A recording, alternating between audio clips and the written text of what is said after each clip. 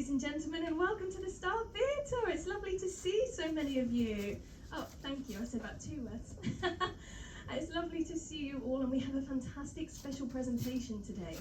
So before we get started, Matt and I were made aware that Porter was on board, and he was previously a lecturer with us on Viking, but today he is just a guest with us sailing, but he's going to give you a very special presentation. So a bit about Porter.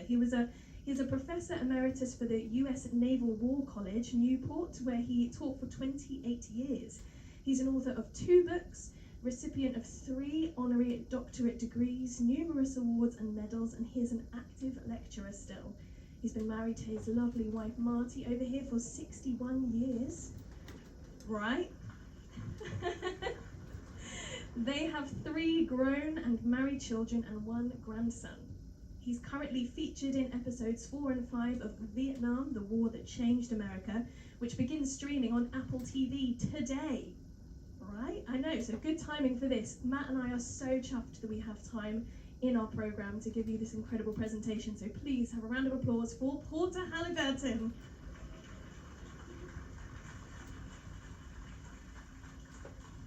Well, thank you so much, Tara. It's a great pleasure and honor to be here today, and I thank you all for coming, and I especially want to thank the veterans. We have many veterans aboard. Show of hands, veterans. So there are a lot here, and I hope you can, those of you who are not veterans will get to know them as we go through this wonderful cruise. I want to tell you a little bit about what I'm going to do, a little bit about my experience, but more importantly, what that experience did for me, how we reacted to our environment, which was harsh and difficult, how we survived, and the lessons that I learned. And so the 2 most important lessons that I learned the first one at the very beginning, and I'll tell you about that. I learned the last one at the very end, and I'll tell you about that. In between, there was so much that happened. I was there for 7.5 years. I was dead for 1.5 years, which is kind of interesting. I was not in just one place, the Hanoi Hilton. I was in many places, 8 different prisons. I moved 35 times, so it's hard to say this is what it was like, but I hope to give you some idea of what it was like. So in 1965, I was 24 years old. I'm 84 years old now, so the intervening 60 years have been long and wonderful, actually, most of them, except for that one period. Marty, as Tara said, Marty and I have been married for 61 wonderful years for the most part.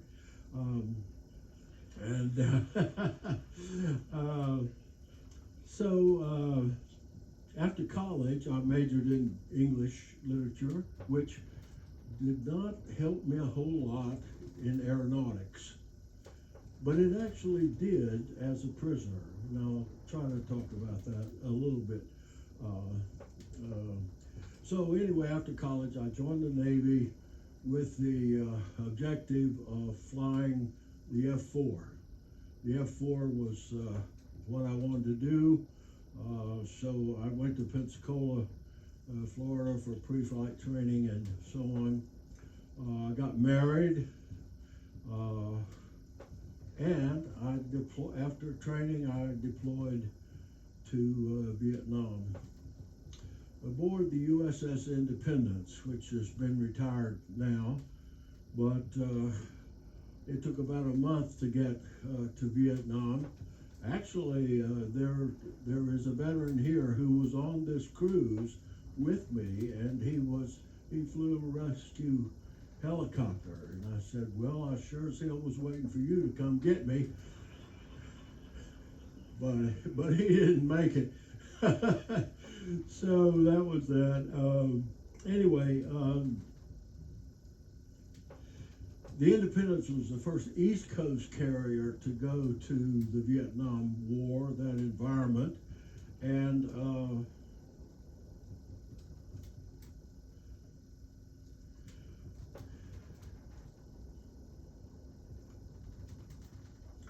so I flew when we got there. Let me advance. Whoops.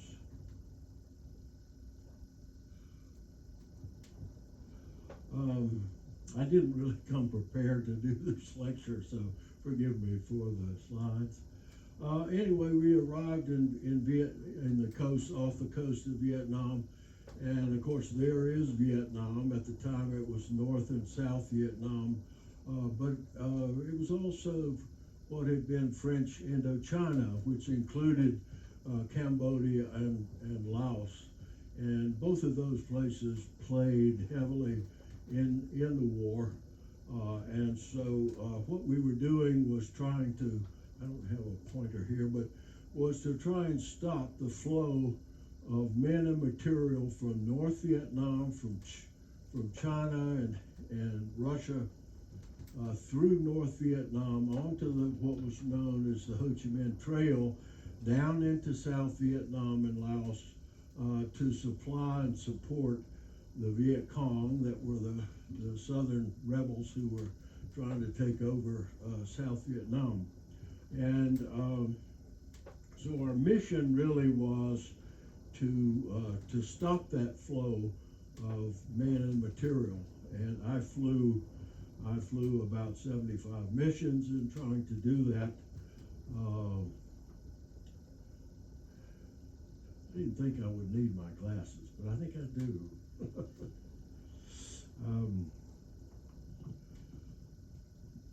Of course, the operation as a result of the Gulf of Tonkin incident was Rolling Thunder, which was to try and force North Vietnam to cease and desist, to allow South Vietnam to be free. That's what it was all about. This is the F-4 Phantom. Holds 2 people, pilot and the RIO, and it's a Mach 2 aircraft. Even though you couldn't do Mach 2 with much hanging off the aircraft, but it was the top flight Navy fighter at the time, also used by the Air Force and Marine Corps, many foreign services as well. We were the Jolly Rogers. Unfortunately, I did not make flight school due to an erroneous eye test. I was shunted off into the Naval Flight Officer program. I did become an RIO, radar intercept operator, in the back seat of the F-4, and I figured that was as close as I could get, which was okay because I didn't intend to make the Navy a career anyway. So this is my favorite pilot. I think he was the best pilot in the squadron. His name was Stan Olmsted. He was a lieutenant commander, and of course I was still, I think, an ensign probably when this was taken. And so I made Lieutenant JG on the cruise, but I learned so much from Stan, and I respected him a great deal. However, we were shot down north of Hanoi on October the 17th, 65. He took a direct hit in the cockpit. He was killed. I just barely was able to eject before the plane flew into a mountain and blew up. So I was captured by villagers and was taken to what many of you know as the Hanoi Hilton. It's a French prison built called Hoa Lo, which means the furnace, which is a very appropriate name for this. But we renamed it the Hanoi Hilton, as we did with most everything. And I want to point out that it occupied a whole city block, as you can see, and there were essentially 5 areas that were prison areas. There was 2 on either side of that central building, and then in the circle was a small cell block called Heartbreak Hotel, and that was sort of in processing for American POWs. Had 8 cells, 4 on each side, and it was where I was taken initially.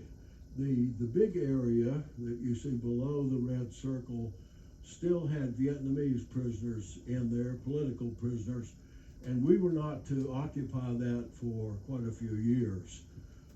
But I was in and out of the Hanoi Hilton quite a lot. So here is my first home. This is cell number 2 of the 8 or the 7 that were occupied. You can see it's been modified since actually I was there somewhat. There were built-in leg irons. There were holes that the guards outside could look in and check on you and so on. And so this was by far the worst place that I had ever been. And after intense interrogation for about 2 weeks and spending time in those leg irons and enduring beatings and threats and so on, I was told by my interrogator, I call the rabbit, that either I talk to them or they'll move me to a worse place. Well, I couldn't imagine a worse place than this. If I talked to them, they would move me to a better place. I'd be with my friends and better food and write letters home and all this good stuff. And so I'm attempting to live by the U.S. Code of Conduct, which said that you can give name, rank, service number, date of birth, but really nothing else. And so I'm trying to stick to that. I want to protect the information that might be used for propaganda or pressure from the Vietnamese. Now, when I say Vietnamese, I am talking about the North Vietnamese communists, our captors, not the South Vietnamese. And so I desperately wanted to protect the fact that I had a wife and child at home. I did have a mother and my grandparents, but I had taken everything. We in the squadron had taken every piece of identification off of our flight gear and our maps and everything, so that if we were shot down, killed, captured, or whatever, we would be a blank slate, which would give us some advantage and prevent them from knowing a great deal about us. And so in response to this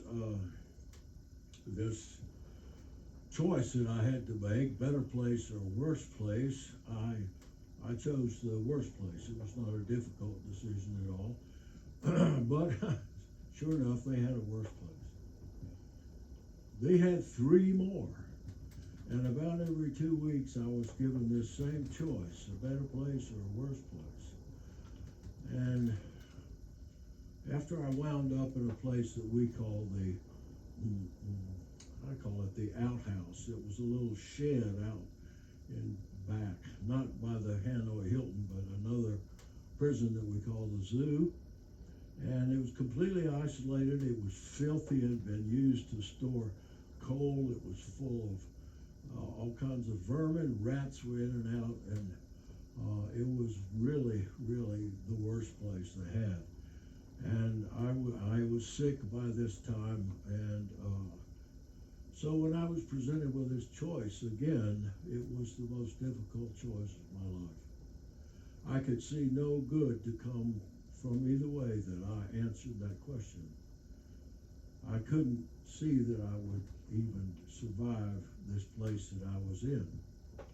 I was completely cut off from all communication or anything with anybody else. I'll talk a little bit about solitary confinement and isolation. But isolation is a terrible thing mentally, in addition to the physical parts of it. And so when I finally said no, I choose the worst place, I was blindfolded that night and taken up to a different prison cell block. They opened the door to this cell, pushed me inside. It was dark inside. Everything they did was at night. And they said, "You must care for Cherry." Well, I found out that Cherry was a black man. And in their stereotypical view of racism in the U.S., they must have thought that putting a young southern white boy in with a black man and telling him he had to care for him because this man was terribly injured and could do virtually nothing for himself. They thought that was the worst place, but it wasn't. It was the best place. Up until that point, I had been concerned with only a couple of things. One, staying alive, staying healthy, and doing my duty. And now all that changed because now I had something important to do that lay outside of myself. And it was to care for this man. It changed my life. And so the first lesson that I want to talk about is that everybody knows this, but until it's imprinted in you in a forceful way, you may not be aware of it. And it was that they can take away everything that you have, every freedom that you have, except for one, unless they kill you or drive you crazy. And that is God's gift of free will. You get to choose not only what you do or don't do, sometimes there is no choice there, but how you react. Your attitude towards everything. Your attitude is the most important thing. Your attitude to be determined, to continue to resist, to oppose them at every turn, to make the best of every situation. So this for me was the most important lesson that I learned at the very beginning, because it always gave me a defense, or even a weapon, because they could force you to do things. This is just one situation that we often found ourselves in. There were many much worse than this. And so you had no choice about your physical, what you could do and what you couldn't do. But you always could choose about how you're going to react to this situation. Controlling your attitude is the most important thing you can do, and obviously the most difficult. And you often need help in making choices about attitude. You need inspiration from others. And fortunately, we had that. We had that inspiration. So I lived with Fred Cherry for 8 months, taking care of him. His initial injuries were one thing, but then they operated on him thinking they might send him home early as a propaganda thing. He was the only black there, and the operation was botched. He was terribly infected, and he did very nearly die several times. And so caring for him gave me great purpose in life. I later read Viktor Frankl. Some of you may have read Viktor Frankl, Man's Search for Meaning. If you haven't, I recommend it. He was in Auschwitz and talked a lot about controlling your attitude and learning. You learn most from suffering, not from the good things in your life. You learn the most from suffering. And so searching for meaning in my life, I had it in this man, Fred Cherry, Major Fred Cherry, U.S. Air Force 105 pilot, veteran of Korea. He's looking at a portrait that now hangs in the Pentagon, and the sign below it says Mr. Fighter Pilot, because he was an incredible stick. He was a pilot that other people envied for his talent. So I lived with Fred for 8 months, and our story is documented in this book, Two Souls Indivisible by Jim Hirsch, and it tells a story of our time together, how we helped each other, how we survived, and all of that, and of the medals that I have. I am most proud of, most grateful for the Bronze Star for saving Fred Cherry's life. And so Fred, we have remained friends for life. He died in 2016 at the age of 87, having endured this incredible ordeal and many things after that. But he continues to be an inspiration in my life, and I miss him.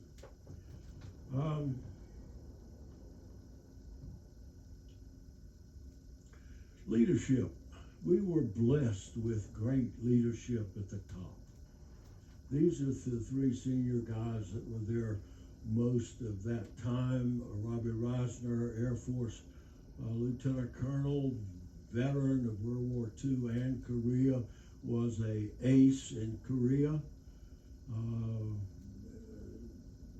The Vietnamese supposedly said, aside from capturing Johnson or McNamara, we are more glad to have you than anybody else we can think of.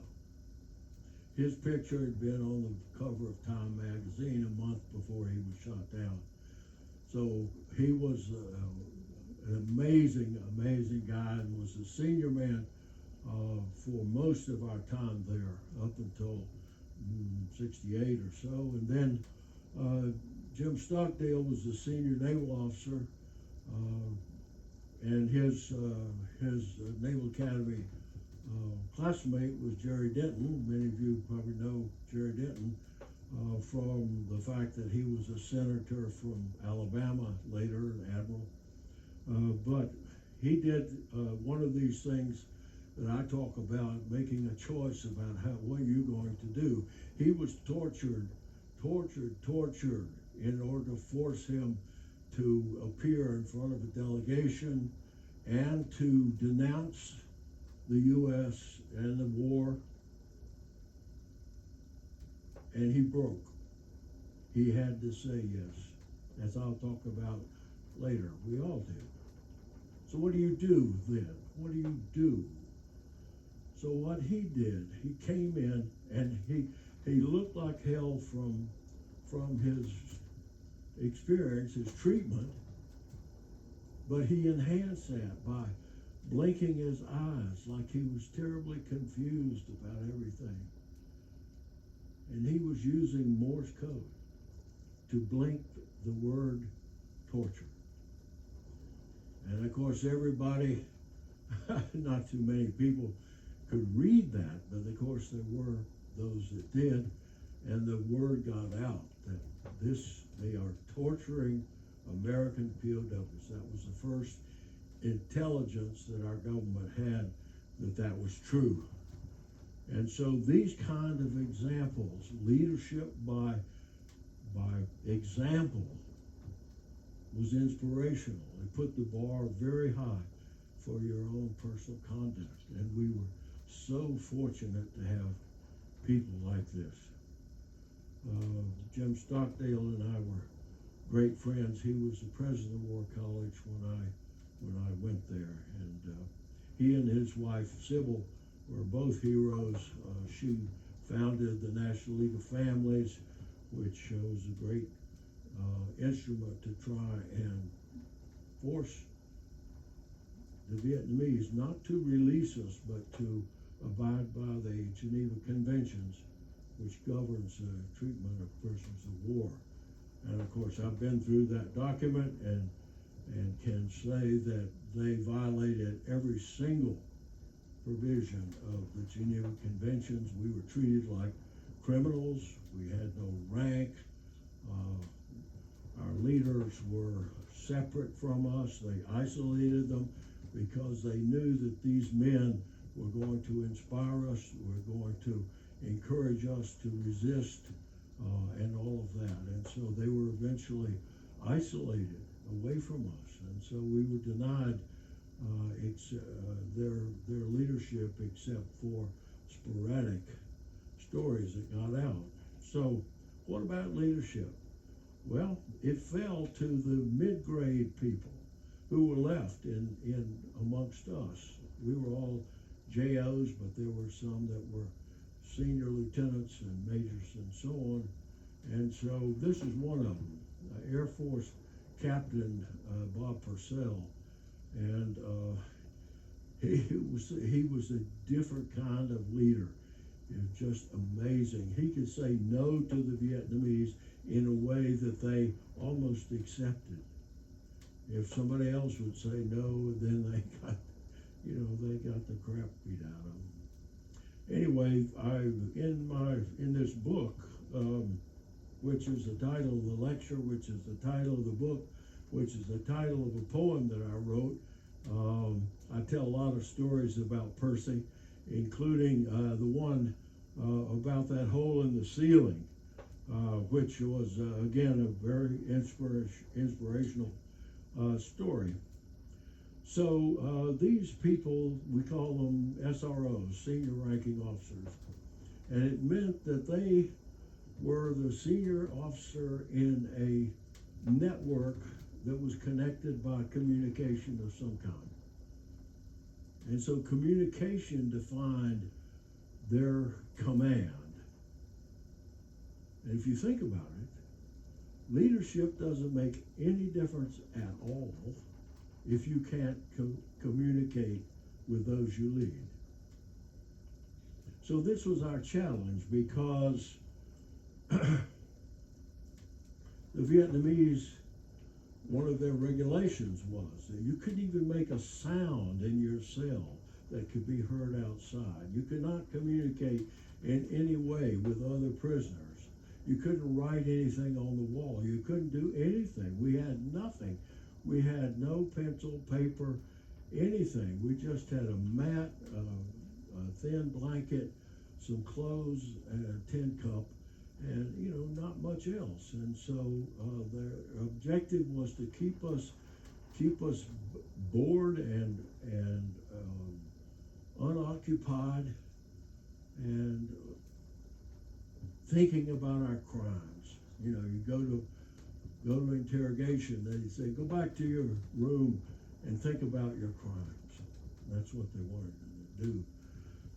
So how do we communicate under these difficult situations? Well, fortunately, an Air Force officer, Smitty Harris, happened to know about this method, this code, and he knew that it had been used in World War II to tap on the water pipes connecting prisoners' barracks.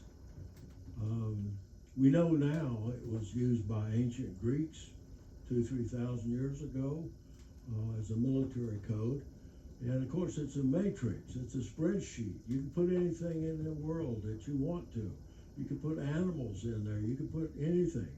But we put the alphabet, the US alphabet, we leave out the letter K because it's just not room for it. And C substitutes pretty well. Except if your guy's name is Kirk and you spell it with a K rather than a C, and so you got to indicate that it's a K rather than a C. But other than that, that was it. And so, like any spreadsheet, you use the coordinates, the row first and then the column. So if I tap, that's row number 2. That's column number 3, and you can see what letter that refers to. So I'll type a message to you.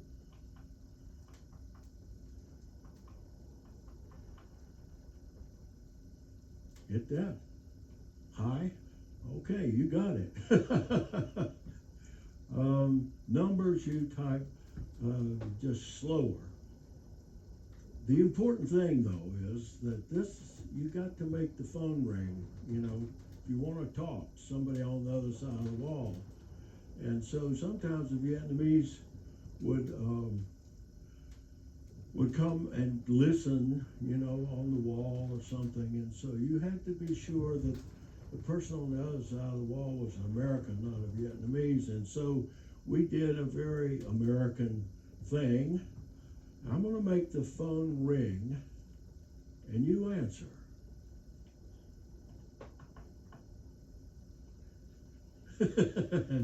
Shave and haircut, 2 bits. If you didn't hear that 2 bits, then you shut up. 2 bits meant yes, I like that, and affirmative, and I really like that, and no, would a negative is 1 tap, you know, and I don't know was 3, and I didn't understand, and that was about it, you know. That it was amazing that you, after a while, become adept at this to the point that you're not thinking about rows, columns, numbers, or anything like that. You're just hearing a message, and you are tapping sort of automatically. I'll talk a little bit more about that later, because this was the lifeblood of our organization. Without a way to communicate, we would have been in much more trouble than we were. And so this is the basis of almost everything. We did have a deaf mute code that we developed. If you could get your hand up where it could be seen by somebody else, you could send the letters. Or if you were out somewhere and people were looking at you, you could send code by tapping your foot or holding up fingers or gesturing or blinking or any number of ways to indicate numbers 1 to 5. That's all you needed. And so this was the lifeblood of our existence and what made everything work. Well, torture was not used every day for extracting information. It was been used for punishment. But then we bombed the petroleum, oil, and lubricant storage in Hanoi. We wiped it out.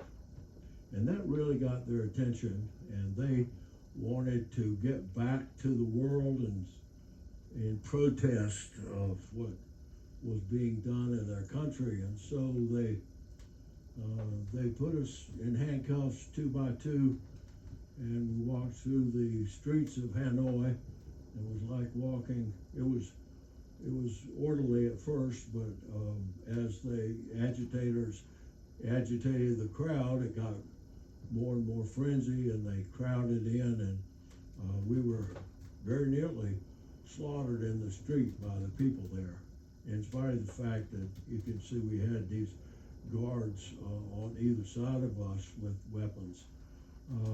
It was one of the few times that I feared for my life was this Hanoi March, but we did survive, but it ushered in a new time, and that was when they were going to use extreme force to get what they had not been able to get before. This was in the summer of 1966. And so Fred and I were split up. It was one of the saddest times of my life. And I was moved out to another prison. This is a schematic of it, and they were, these 9 buildings separated by walls. Each building, or for the most part, had 4 cells. They were doors on opposite sides. It was certainly one of the worst places, and we were handcuffed behind our back every day, all day. Only got out at night when it was completely dark. Ate one of the 2 meals. Anyway, it was a terrible environment. All of us underwent the new program, and we're faced with, what do we do now? How do we fight back? And so fortunately, the one guy that I could communicate with was this Marine Corps major, F4 pilot, Howie Dunn. And I could communicate with him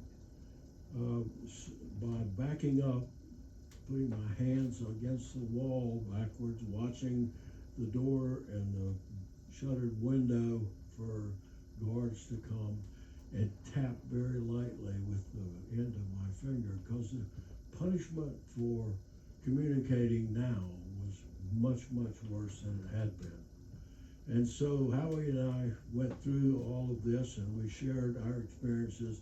I looked to him for guidance and so on, and we began exchanging information about our lives and careers and all of that. His was much more interesting than mine, and we became great friends. But I had never seen him. I didn't know what he looked like. So I asked him one day, I said, Howie, what do you look like? He said, do you know John Wayne? I said, yeah, I know John Wayne. He said, well, a lot like that. Okay, well, I knew a lot about Howie Dunn, and now I knew what he looked like. He was 6'2", broad shoulders, narrow hips, rugged good looks. I put that image with everything I knew about Howie, and I carried it with me the rest of the time. And I never saw Howie again until the very end. And then we were getting ready to be released, and they were letting us out into the big courtyard that I was in that picture of the Hanoi Hilton. And we were chatting with people I'd lived with before, and people I knew what it looked like. And here comes this guy up to me, and he's short and bald. Not that's a bad thing, but he was bald. And he did have rugged good looks, I guess. And he said, hi, I'm Howie Dunn. I said, Howie, you son of a bitch, you lied to me. And he said, I know, but it was such fun knowing the image that you had of me all these years. I loved Howie, and I learned so much from him, and I respected him so much. And this is a great story, and I love to tell it. But the point of it is, when he said Howie Dunn, he went from being an absolute, complete stranger to being my best friend. All through those numbers. So, in spite of all of this, I had vowed at the very beginning a couple of things. One, I was going to eat everything. I got a story in the book about there's no such thing as a rotten banana. I ate everything. I had to stay alive. What I also vowed was that I was going to stay active. I knew that prisoners in Korea, as harsh as the conditions were there, Some of them had died from despair, curling up in a fetal position and dying from despair. And so I vowed that for myself, I was going to stay as active as I possibly could, mentally, physically, and spiritually. And I would try to divide my day, boring day if you weren't in interrogation or something, into these activities. And so I did as much physical activity as I could do during that period. I worked on mental activities. I memorized the names of all the POWs that I knew of. By 1968, when the bombing stopped, I had memorized 350 names of fellow POWs. And hopefully I knew the date that they were shot down, the service, the aircraft, and their rank. And we kept this information in case we were able to get it out in some way, because the Vietnamese were not releasing names of prisoners. And this is one of the things that the National League of Families was trying to do. Marty was a big part of that. She was in charge of the 10 southern states, and they give us a list of the people that are there, because there were a lot of people that were MIA and so on. I didn't know my status.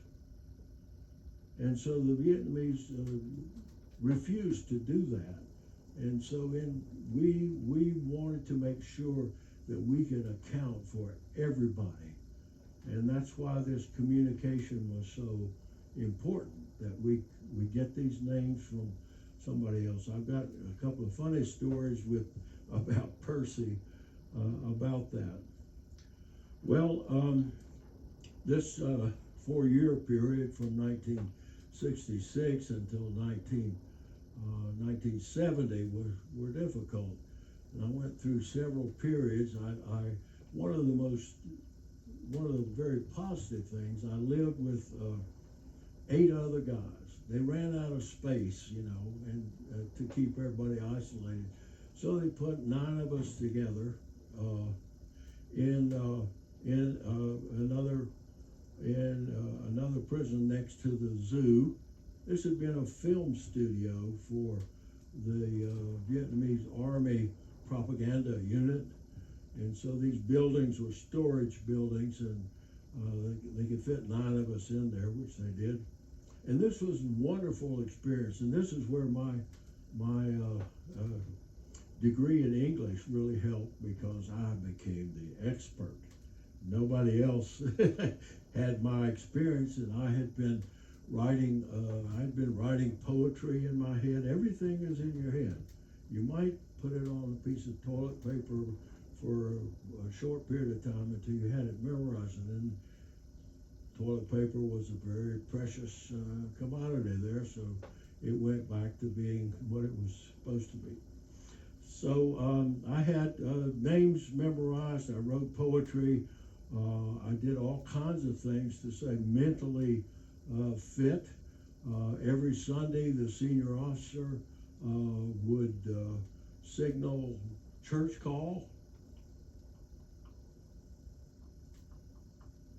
And at that time, most of us were Christian. There were a few Jewish people.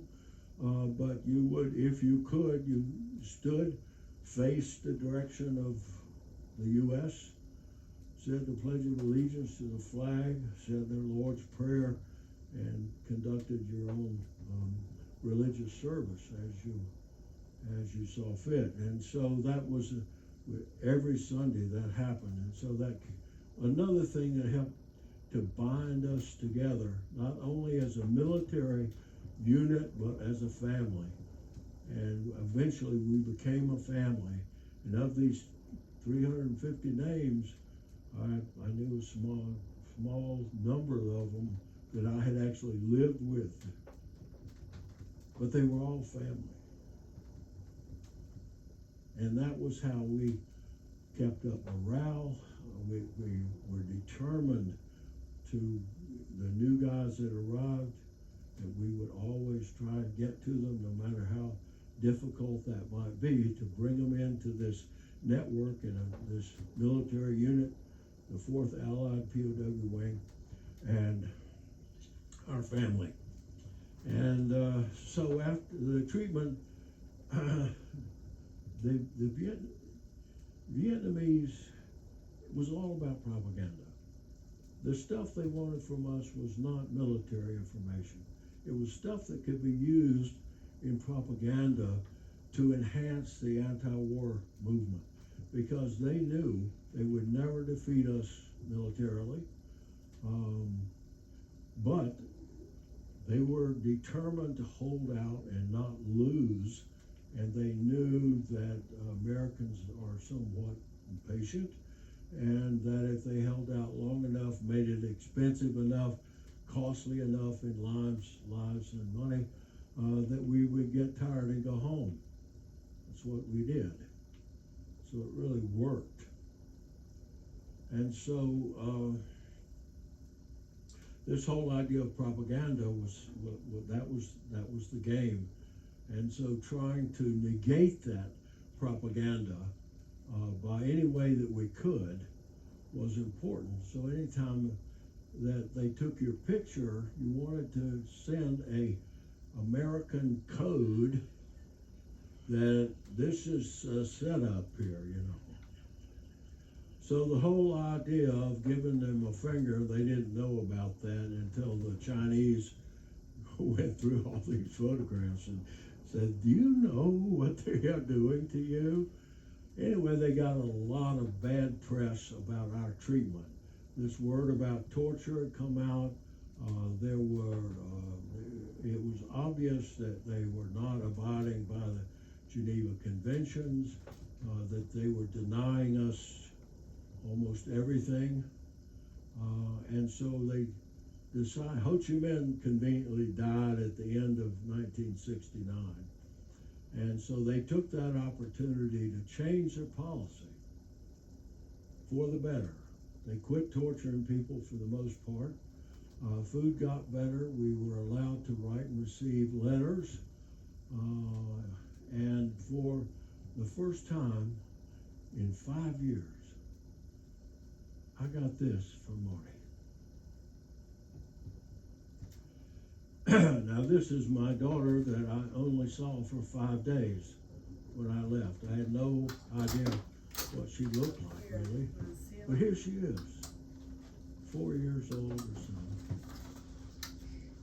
This became the most precious thing to me. It was this image that I could look at and imagine and reflect on of my wife and daughter. And so I was inspired. I'd been writing poetry right along, but I was inspired to write about them. So if you'll allow me, I don't really have time, do I?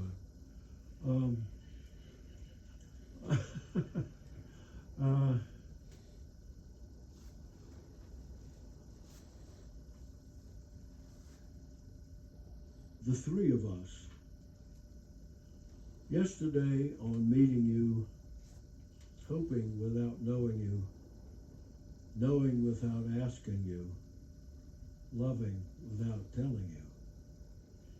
The young and misty two of us, sharing each the best of us, accepting two the worst of us, and we so good for both of us. And as for me, the faulty one, the wild and hungry, needy one, to spend my life in search of one and finding you, the perfect one. And so we shared our pastel days, our soft and glowing magic days, and you with child within those days, and then our few but perfect days. Now two of you to wait for me, to love, to hope, to pray for me, and I still feel you, part of me, though you and she so far from me. The future still so bright for us, for you, for me, for three of us. And she, the best of each of us, will share the lives of both of us. And so she has.